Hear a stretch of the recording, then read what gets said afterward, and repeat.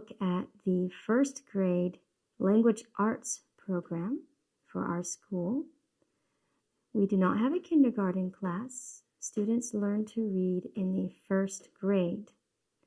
So this, I know, is usually the most stressful, worrisome topic for homeschoolers and even teachers, to make sure that the children learn to read.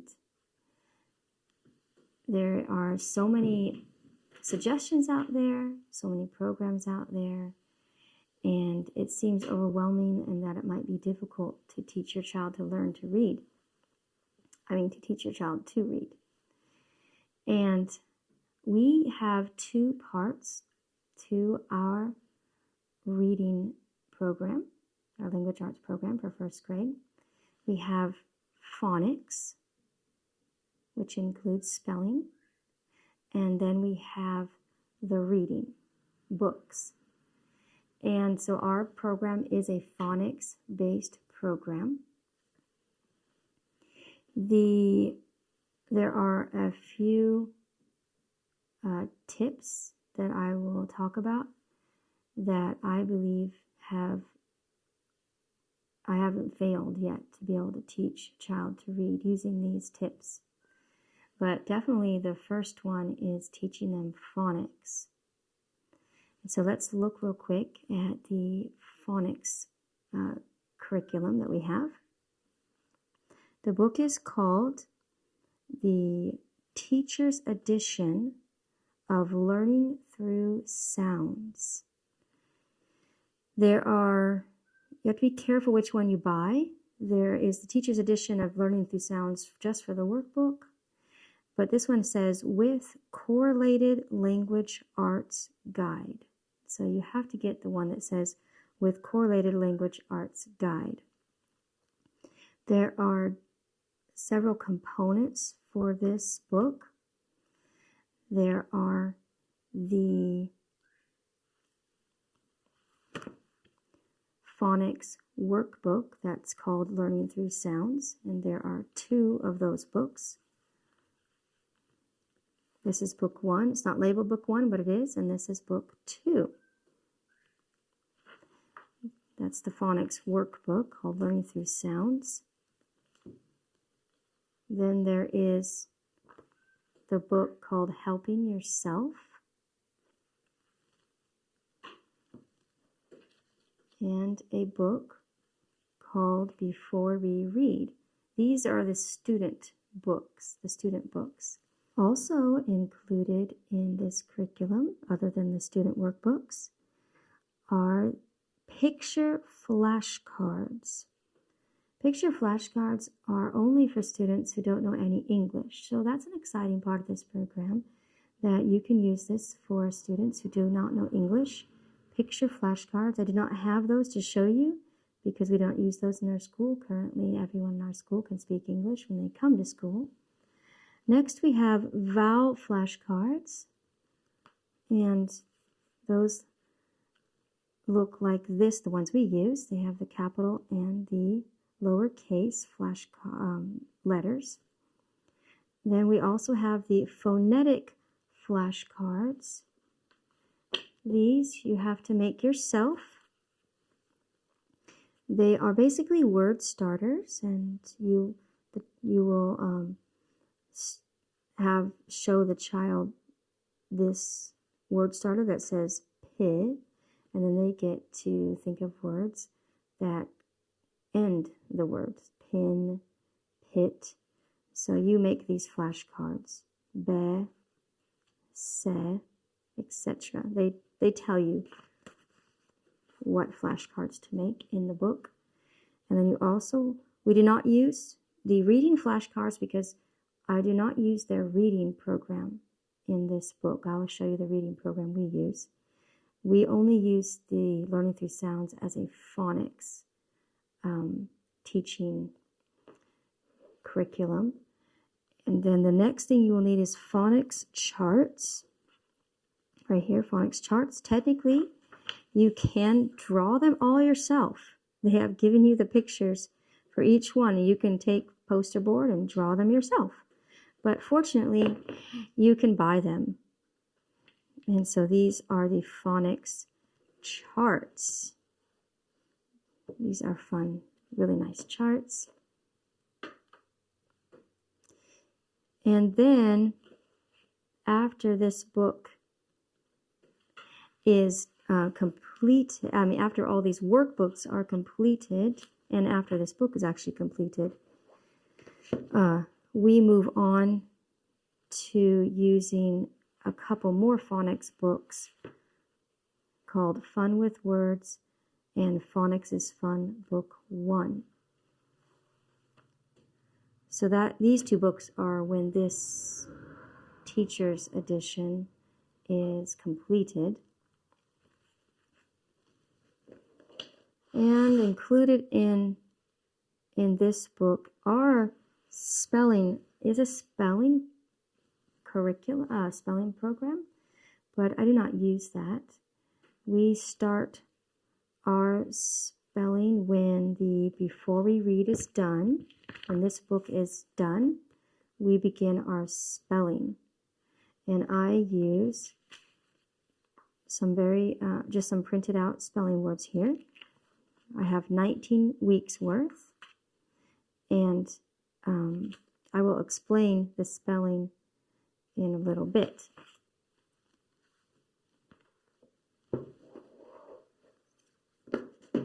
So right now I'm just going to be explaining the phonics part of this book using Learning Through Sounds Teacher's Edition. The original Teacher's Edition lasts the whole school year, but we changed that to where it lasts 92 days.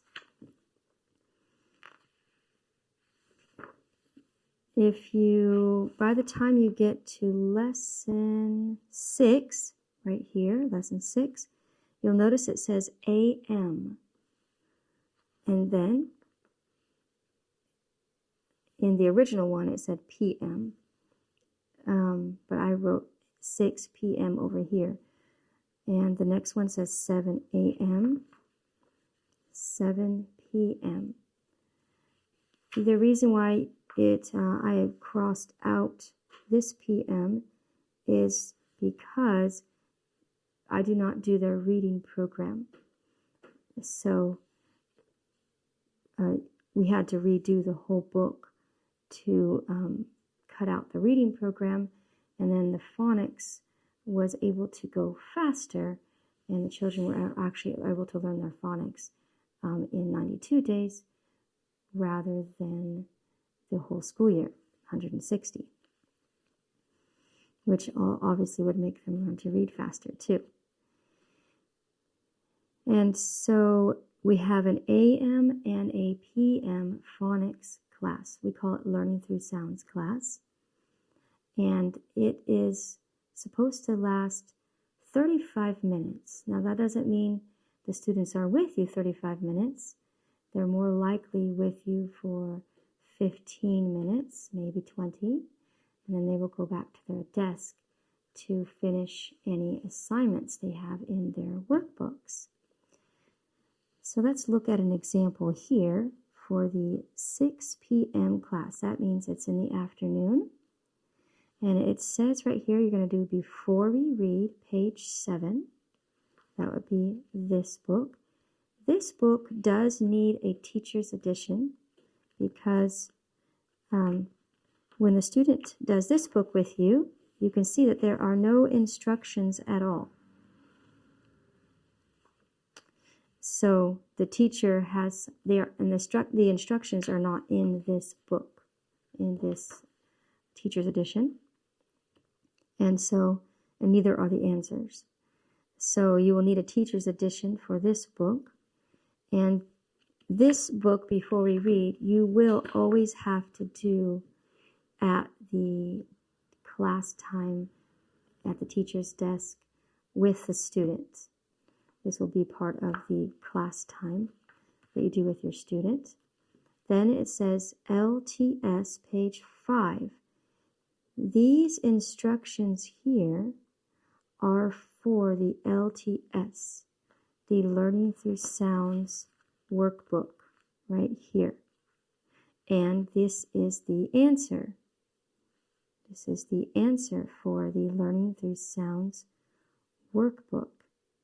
And these are the exercises you will do with the student at your desk before they are given their assignment for LTS page 5, which is what this looks like. And then you have next helping yourself, which looks like this.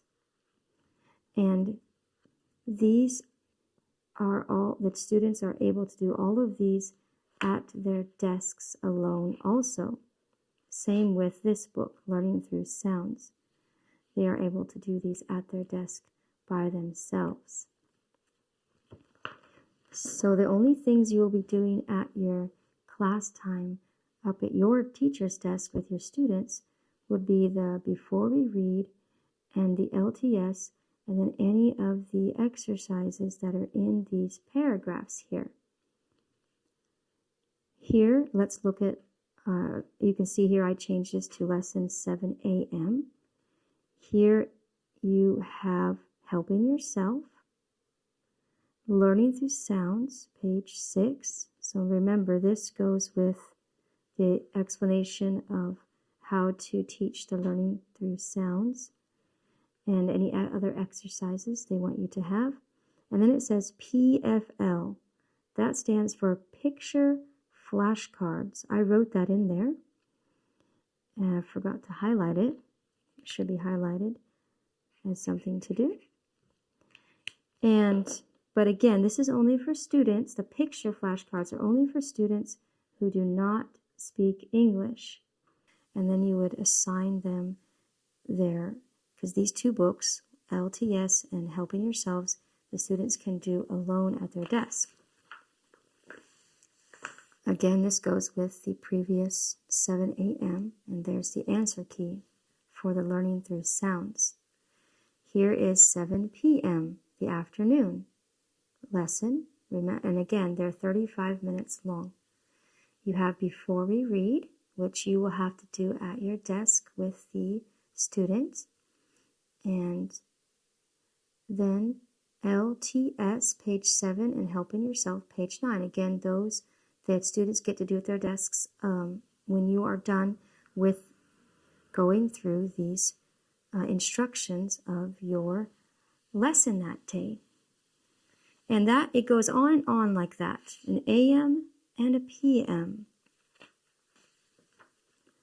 and AM and a PM, AM, PM. On week, I think it's lesson actually 42 in this book.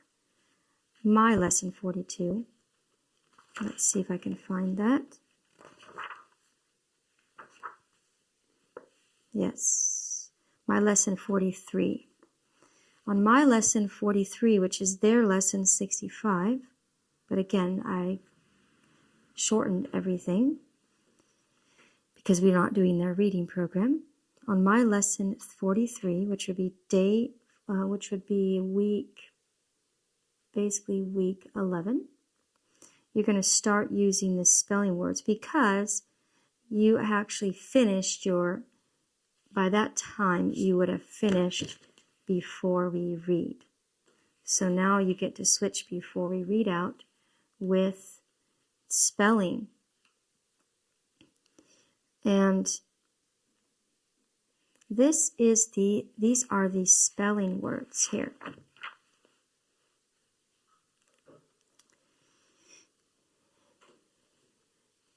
You will notice here that it says at, bat, cat, fat, hat, mat, pat, rat, sat, flat. Also, the reason why they're starting their spelling now is because they will have learned all their letters at this point. So why do they all have the at sound? Same with week 2. It, bit, fit, hit, kit, lit. Week 3, bet, get, jet, let, met. They all have a sound that is the same in every word. You will not normally find this in a spelling curriculum. You may find a spelling curriculum that has 4 or 5 that are the same, and then the rest are different. But I have found that this is a foolproof way of teaching students how to spell. It seems very simple, seems very easy, but we must remember that if you make learning to read hard and difficult, and if you make spelling hard and difficult at the beginning of a student's school life, you are going to put an impression upon their mind that makes it hard. They feel that school is hard, that learning is hard. But the truth is that learning is not difficult. Learning is actually very easy. If you put a child into a wood shop and they get to watch their dad make things, do you think it will be hard for them to learn? No. Is it hard for them to learn to eat? It's not hard for children to learn. It's just sometimes we make it hard for them to learn. And so always when you're teaching something new, you want to give the student the feeling that it is easy. And now you have impressed upon their mind an attitude that learning is not that hard. Yes, it might take some time, might take effort, but it's not really hard.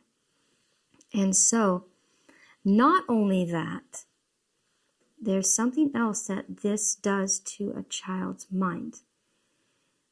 This right here, in week 1, when you started with at, and then you made all the ones have the sound at in them, in their mind, they made a little folder. And in that little folder, they put all the at words. And then in the next week, when you gave them all these it words, they made another folder.